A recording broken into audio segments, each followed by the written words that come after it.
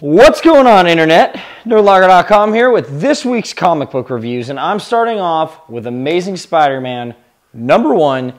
Peter Parker's back in a very big way, and I have to say, once the book starts, they show you something that I thought was a pretty cool idea, because it kind of makes sense that this is something that could have happened, and it has me really stoked for the future of this Spider-Man storyline that Dan Slott will be writing. We get to see kind of Peter putting everything together, because he's just now getting everything back in order. He's realizing that he has a girlfriend that he lives with, a company that he owns. He's now a doctor. There's a lot of things that have changed. You know, relationships that have been broken with people like Felicia Hardy and the Avengers and a couple other people. So there really is a lot of catch up in this. It's great. I can't wait to read more. And the awesome thing is there's also a bunch of short little one-off stories that kind of get you updated on certain characters, villains, just people in Spider-Man's life and what this could hold. I mean, Doc Ock really did a number on things. And as much as I love that Peter Parker's back, I feel like Marvel has once again just put him in a crappy position. But if there's anything we know about Spider-Man, he knows how to make, the best of everything. So I'm excited for this. You guys should pick it up. And if you live here in Vegas, be sure to pick up the special Maximum Comics variant featuring the one and only Maximum J on the cover. So yes, I'm giving this 5 out of 5 Nerd Skulls. Let me know what you guys thought. Hey guys, gonna be here with my reviews for this week. I got to read Avengers number 28, and again, the story plot thickens. And in a big way, to where we actually kind of understand where things are going. Bruce Banner essentially confronts the crap out of Tony Stark over something that he thought he got rid of a long time ago, the Illuminati, and he didn't. And if you've been reading New Avengers, you know that actually any Avengers books, the Illuminati is actually still kind of around and doing their thing and trying to save the world in their own weird way. It's pretty much the multiverse is collapsing. They're trying to figure out a way to reverse that if you haven't been following the book.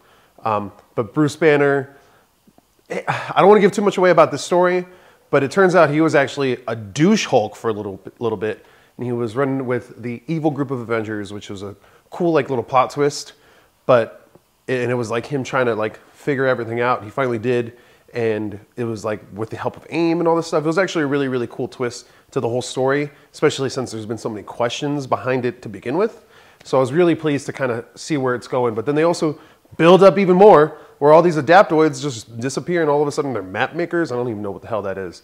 It's awesome. I can't wait to see where this crazy sci-fi adventure goes, because I love that the Avengers are the center of it. Earth is at the center of this entire thing, and with Uncanny Avengers and this going on, there's just two giant events that are still plowing forward, and I want to see what ends up happening with these, so I'm really excited. I'm going to give this 4 out of 5 Nerd Skulls. You guys check it out. Hey there nerds, Jim here with my comic book reviews this week. And first up, I have Ghostbusters number 15. I've been a big fan of this book, and I really enjoy how for the 30th anniversary they're bringing everybody back, and we get to see Louis Tully. It's so great. He comes back into town. He clearly left town because all this crazy stuff came about, and it really wasn't good for him. And he's back in town, and it's raining blood. So right off the bat, it's not cool for him. We get to see a little bit of the end of last issue, what's happening with Dana Barrett, and we get to see who exactly is invading New York City this time, and it's very interesting. It's Tiamat, we learn more about her, and it's Gozer's sister.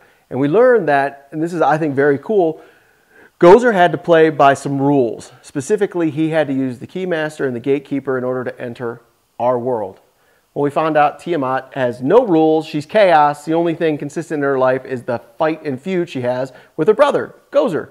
So she wants to have everything he had and do better than him. So clearly we're going to see some crazy crap. It's awesome. We get to see everybody acting out. Venkman, Ray Stantz, Egon, of course, who I love.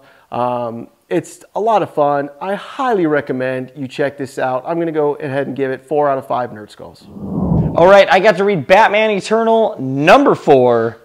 I love this weekly series. I mean, I just love that it's Batman, but I like that it's going well. I know that sounds weird, but, DC hasn't been on top of the weekly series the last couple tries. But it seems like they're back. They got this.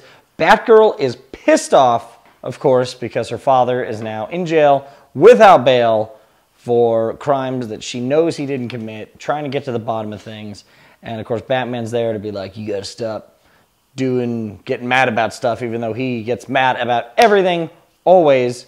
And we had to read all these issues of him mourning Damian's death with just extreme anger and whatever. But it's a really good story. I really see a lot coming from this. There's a giant war that's going to be taking place soon, just a giant gang war that you just see is building up through different things. And just now that Falcone's back, he really has plans for Gotham. And I can't wait to see what happens next with this. Dustin Nguyen does the art of this issue, and it's outstanding.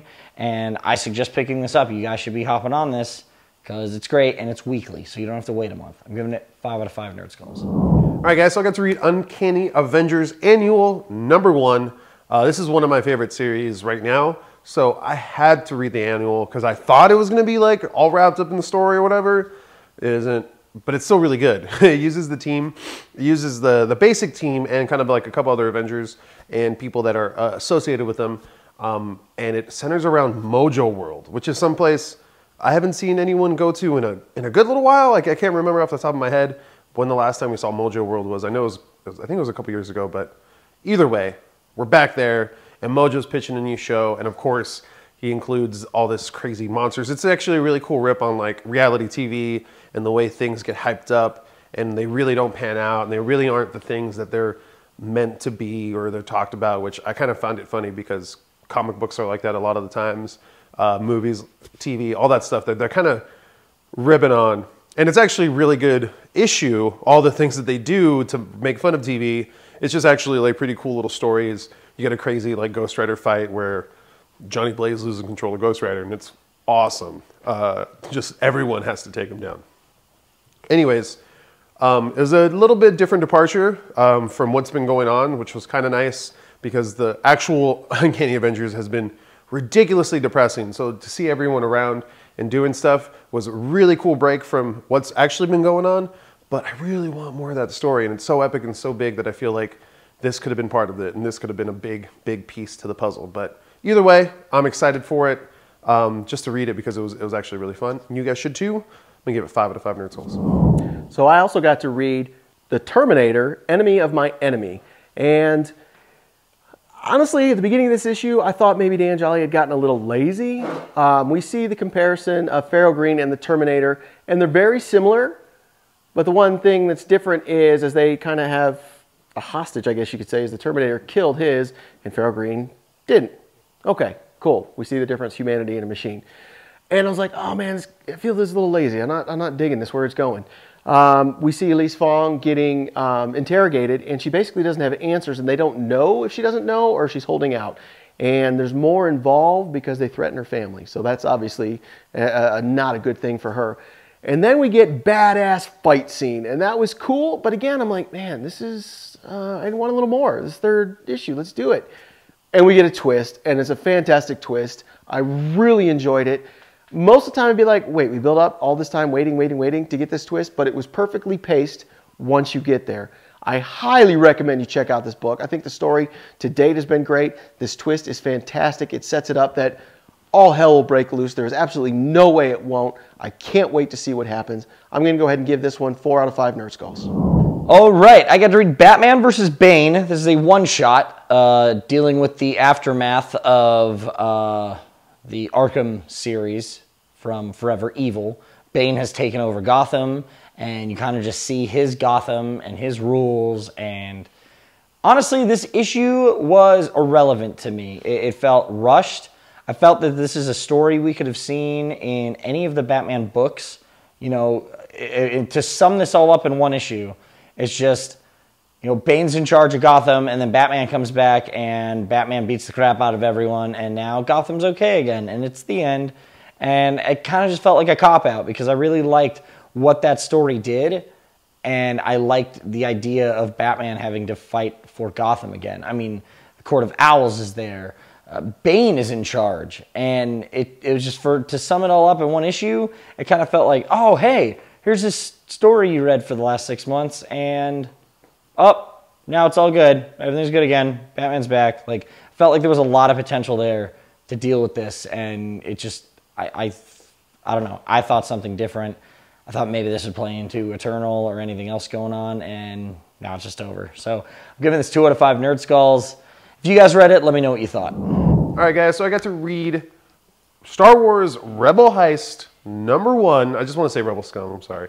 It's like ingrained into me. But either way, really good book, really interesting. It was actually written by Matt Kint, who is a kind of a good friend of us, I guess.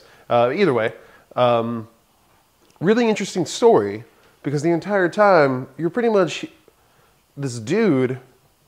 You're hearing it from the perspective of this dude who's just joining the Rebel Alliance, and he has just heard awesome stories of Han Solo, and that's who he meets up with, and that's who he's kind of like going through, and you're just seeing this dude be a legend, be the legend that Han Solo is, and it ends with this like, what, is this guy like a traitor kind of moment? But it has a very, very strong sense, smell of like an Ocean's 11 type deal happening, where like this is going to be a crazy thing that's going to go on, because like they're going to introduce Leia next issue. That's what they're like priming for. But I'm just so like in the air about this, because I didn't think it was going to be that cool, but it's actually pretty interesting. I want to see where it goes. I'm really intrigued with all the Star Wars stuff, and being that this takes place about after the Battle of Yavin, not quite Empire Strikes Back era. It's a really cool time period for Star Wars lore. So I'm really excited to see what happens. I'm going to give this 4 out of 5 Nerd Skulls and ask you guys to check this out. Finally, I got to read Rye #1 from Valiant Comics. Now, I'm a big fan of Valiant, and I was a big fan of Quantum and Woody back in the 90s, but I never caught on to Rye. I didn't know anything about Rye. Don't know Rye. So this is my first introduction to him, and it was really interesting. I like the world they set. It's in the future. I believe it's in Japan. They call everything Sector 2555 and all that sort of thing. And there basically hasn't been a murder in like 1,000 years. And now we have a murder. So obviously that sets up huge problems. And enter Rye. Now we don't get to see much of Rye actually acting in this, because it's a introduction to him. It leads to a lot of things I think that can really happen, has a lot of potential. This book was a little slow, but it's okay. It's a #1. I think they set up a lot in it to get us to places that they're going to go. I'm very curious. I really enjoy this world that they set up. Again, I can't compare it to the 90s version. I don't know. So I don't know if this is just a continuation, the same thing. I don't know. But I really enjoy this world they're setting up. I really enjoy the character Rye they've set up so far. So I'm very curious where it's going to go.